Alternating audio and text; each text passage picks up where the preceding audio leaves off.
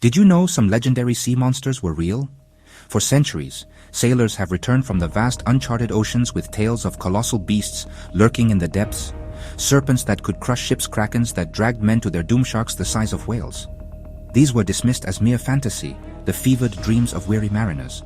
But what if these myths were not born from imagination alone? What if they were fragmented memories, echoes of encounters with creatures of a truly epic scale, creatures that once dominated our planet's oceans? Today, we shall dive into the mysteries of the deep, peeling back the layers of legend to reveal the astonishing truth. We will journey back in time through the mists of prehistory to meet the real titans of the sea. The evidence, locked away in stone and fossil, tells a story far more incredible than any myth. It speaks of a world where monsters were not just possible, but a reality. A world of unimaginable size and power, hidden just beneath the waves, waiting to be rediscovered. Join us as we delve into this lost world. Let's explore the science behind the sea monster, separating fact from fiction, and uncovering the breathtaking creatures that inspired our deepest fears and most enduring legends. The journey begins now, into the heart of the ancient oceans, where the truth behind the myths awaits. Prepare to be amazed by the real monsters that once haunted our planet's most profound and mysterious realm. Our first encounter takes us back some 20 million years, to a time when the oceans were ruled by a predator of almost unimaginable power. Its name has become synonymous with terror: Megalodon. This was not just a large shark, it was the largest predatory fish ever to have lived. For millennia, fossilized teeth would wash ashore some larger than a human hand. These were the tongue stones, believed by some to be the petrified tongues of dragons, believed by others to be tongues of giant serpents. The scientific reality is, in many ways, even more awe-inspiring. Carcharocles megalodon could reach lengths of up to 60 feet, perhaps even more. That's 3 times the size of the largest great white shark today. Its jaws were wide enough to swallow 2 adult humans, side by side, and lined with rows of serrated teeth, perfectly evolved for shearing through the flesh and bone of great whales. Imagine the sheer force of its bite. Paleontologists calculate it was the most powerful bite of any known animal, strong enough to crush the skull of a prehistoric whale as easily as crushing a piece of fruit. The scale would have been humbling. Moving through the water, it would have been less like a fish and more like a living, breathing submarine, a shadow of immense proportions patrolling the ancient seas. A single tooth was evidence enough for tales of sea monsters. The megalodon wasn't a myth. It was a real formidable ancestor of our sea monster lore. For millions of years, it was the undisputed king of the deep, a real-life monster that dwarfs any creature of fiction. From the mightiest of fish, we turn to a legend born of sailors' darkest nightmares, the Kraken. Tales from Norse sagas, maritime folklore, describe a beast of immense size, a mass of tentacles capable of encircling an entire ship and dragging it with its crew into the cold, dark abyss. For centuries, the Kraken was the ultimate symbol of the ocean's unknowable power, a monster so large it could be mistaken for an island. But it has a basis in reality.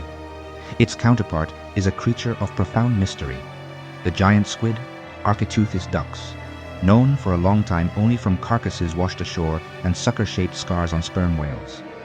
These remnants hinted at an animal of extraordinary proportions.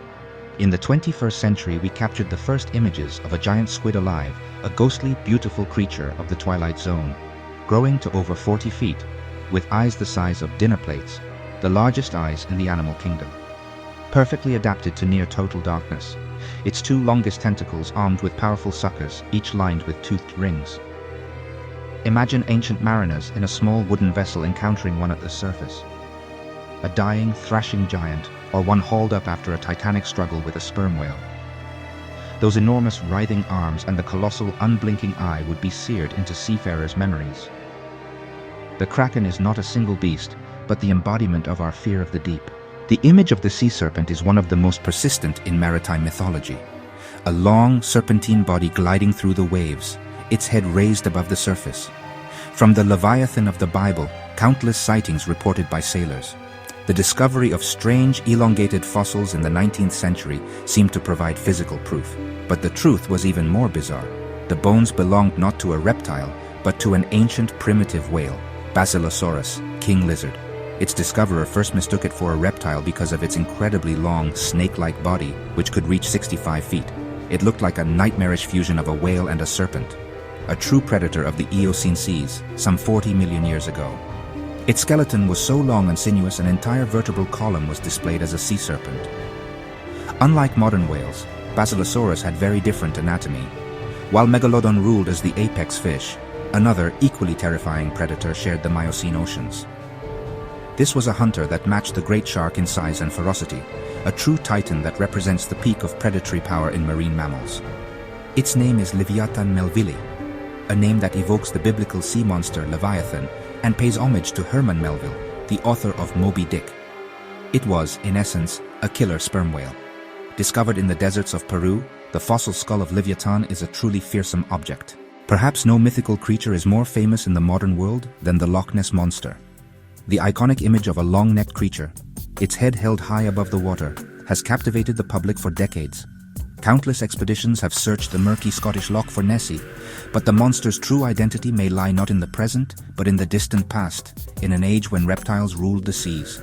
The creature that so perfectly fits the description is the plesiosaur. Plesiosaurs were not dinosaurs, but a distinct group of marine reptiles that thrived during the Jurassic and Cretaceous periods. They were beautifully adapted to an aquatic life, with a broad turtle-like body and 4 powerful wing-like flippers that they would have used to fly through the water, much like a sea turtle or penguin does today. Their most striking feature, however, was their extraordinarily long and flexible neck, long before the age of sharks, whales, marine reptiles. The oceans of the Devonian period some 380 million years ago were home to a different kind of monster. This was a creature from a more ancient and alien world, a predator encased in a fortress of bone. This was Dunkleosteus, one of the largest of the placoderms, a class of armored prehistoric fish. It was a living, swimming guillotine. Dunkleosteus did not have teeth in the way we understand them. Instead, its mouth was armed with brutally sharp bony plates that formed a self-sharpening beak. As it opened and closed its mouth, the edges of these plates would grind against each other, maintaining a razor-sharp edge. It was a terrifyingly efficient killing machine, capable of shearing through any other creature of its time. It was the undisputed apex predator of the Age of Fishes. Reaching lengths of up to 30 feet, Dunkleosteus was a true giant. The front half of its body was covered in thick, articulated plates of bone, forming an impenetrable suit of armor for its head and thorax. Not all of the ocean's past giants were fearsome predators. Some were gentle titans, creatures whose sheer scale alone would have been enough to inspire awe and legend. Living in the late Cretaceous period, alongside the last of the dinosaurs and plesiosaurs, was the largest turtle ever to have lived, Archelon. Its name means ruling turtle, a fitting title for a creature of such epic proportions. Our final journey takes us to the Jurassic Seas, 165 million years ago, to meet a creature that may be the largest bony fish of all time. This was a gentle giant, a filter feeder of immense proportions, whose existence could have easily sparked tales of sea monsters. Its name is Leedsichthys problematicus. The species name, Problematicus, was given because its fossil remains were incredibly difficult to interpret. The skeleton of Leedsichthys was made mostly of cartilage, which does not fossilize well. What remained were thousands of scattered bone fragments, making it a colossal jigsaw puzzle for paleontologists. Conservative estimates place Leedsichthys at around 50 feet in length, but some evidence suggests it could have grown even larger, perhaps exceeding 70 feet. This would make it comparable in size to the modern whale shark, a true giant of the ocean. Like today's whale sharks and basking sharks, Leedsichthys was a filter feeder, plankton krill small fish. Despite its immense size, Leedsichthys was not at the top of the food chain. It was prey.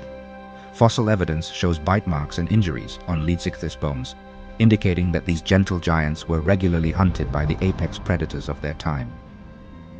The oceans today still hold their secrets. The giant squid remains elusive, and new species are discovered in the abyss with every expedition. Submersible descending, now the legacy of these ancient titans lives on, not only in the myths they inspired, but in the deep-seated curiosity and respect we hold for the ocean's power. They remind us that for most of Earth's history, monsters were real. Their world was a grander, more terrifying, and perhaps more wonderful stage than our own. As we return to the surface, the depths recede, but the wonder remains. Which of these real-life monsters surprised you the most? Was it the whale-hunting whale, Leviathan, or the serpent-like Basilosaurus? Let me know in the comments below. The story of our planet is the greatest adventure of all, and there are always more mysteries to explore. If you wish to join me on future journeys into the deep past, be sure to subscribe and become part of our expedition. The abyss is waiting.